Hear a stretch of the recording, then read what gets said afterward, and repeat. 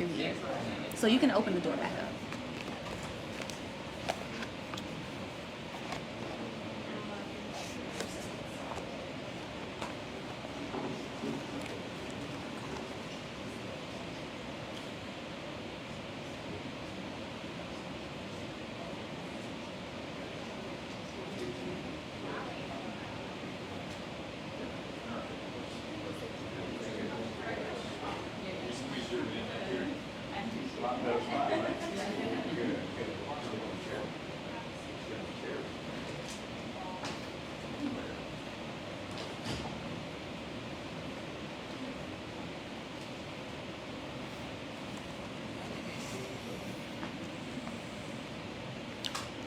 A little more than a month ago, a group of individuals with the goal of premeditated murder traveled from Jacksonville to Tampa to commit a heinous crime in our city. I said at that time that we would make arrests and get justice in this case for all the victims, including the mother of Charles Jones, who traveled from Jacksonville this morning to be present for this announcement.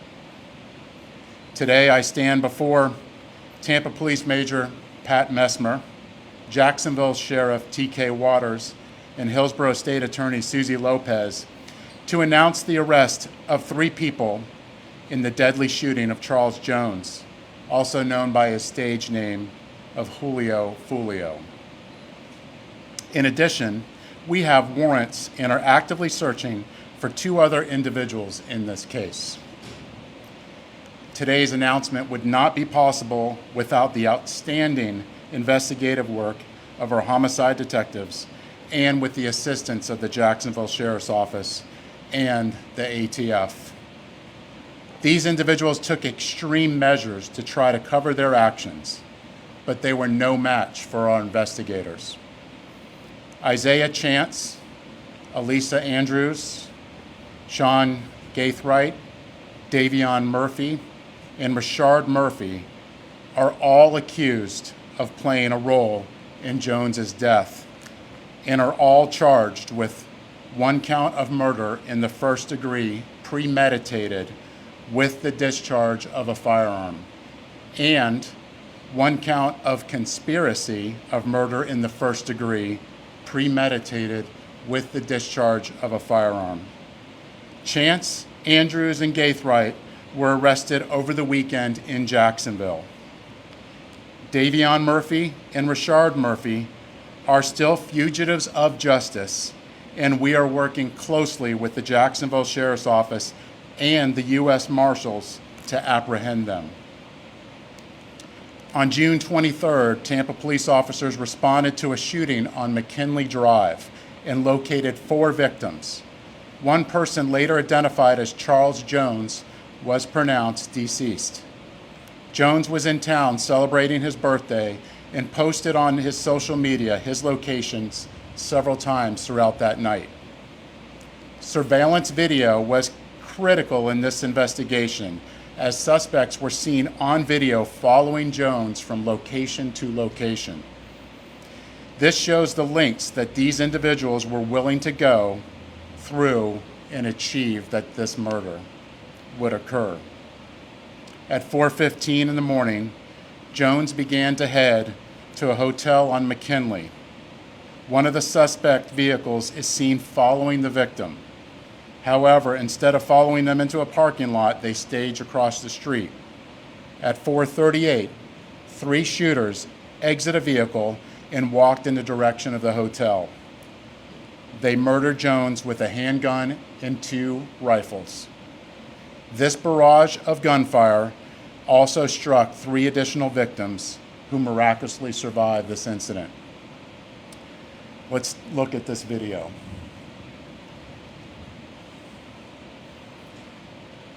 This is at the hotel, and you can see the shooters are getting in position for their planned out murder.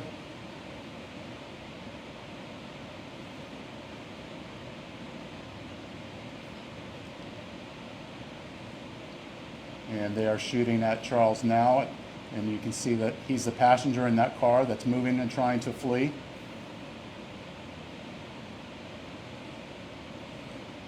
And again, they're still shooting at him. He's the right front passenger in that vehicle.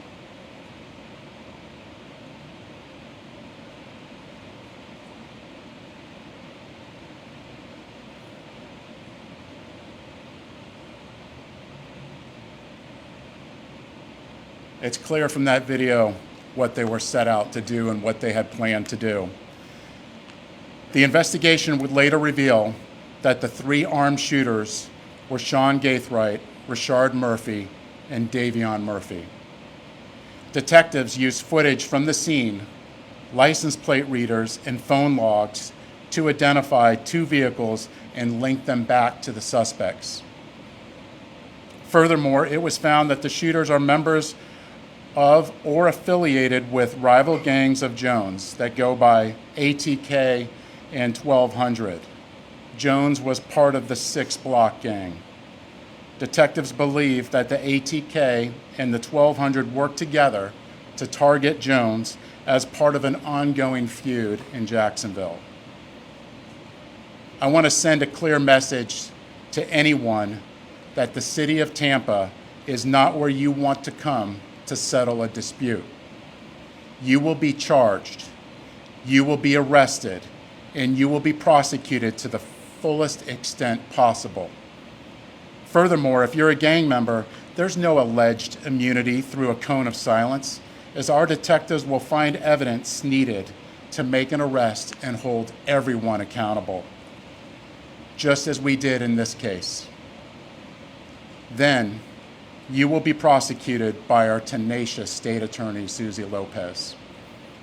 Today would not be possible without the assistance of our law enforcement partners in Jacksonville, who collaborated with us and shared intelligence that helped us in this case.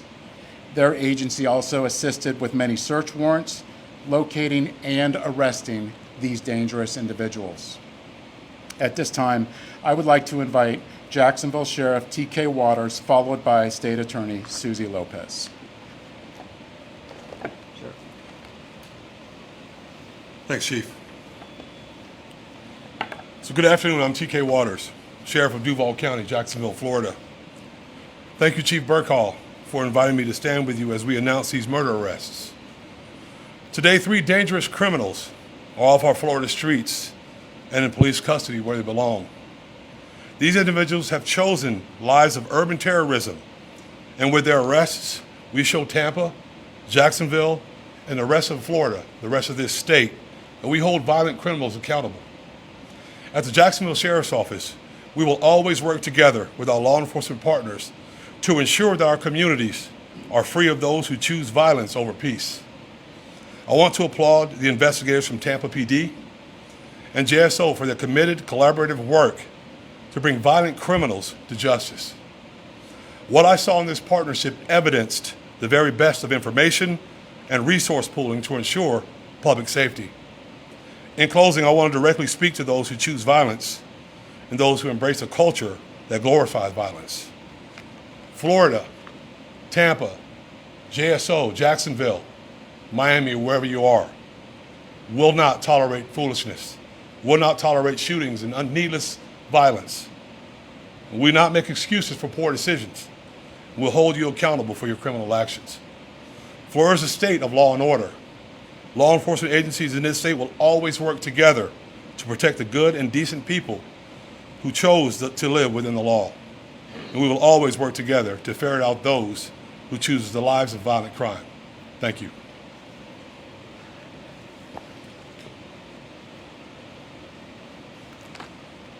Thank you, Sheriff.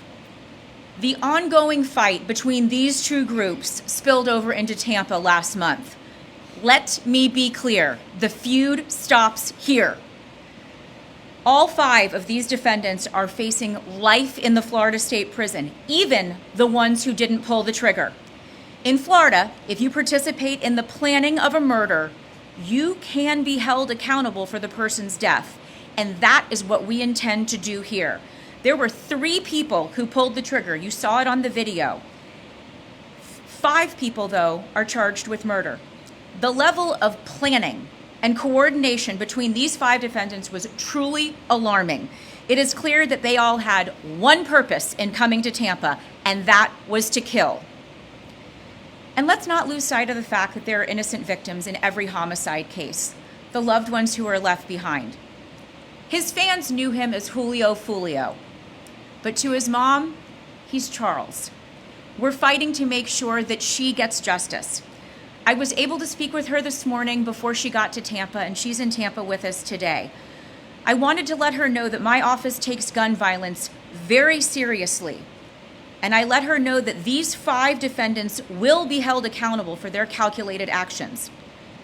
The defendants are in custody, 3 of them, in Jacksonville, and will be moved here to appear in court.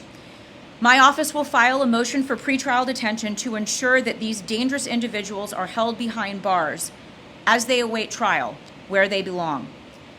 I want to commend the Tampa Police Department for this investigation, as well as our collaboration with JSO. The TPD investigation developed a mountain of evidence, and we will work hard to ensure that justice is served for all victims in this case. Thank you very much. I have some time for questions. Sheriff, it looked like a scene from a movie, that shootout.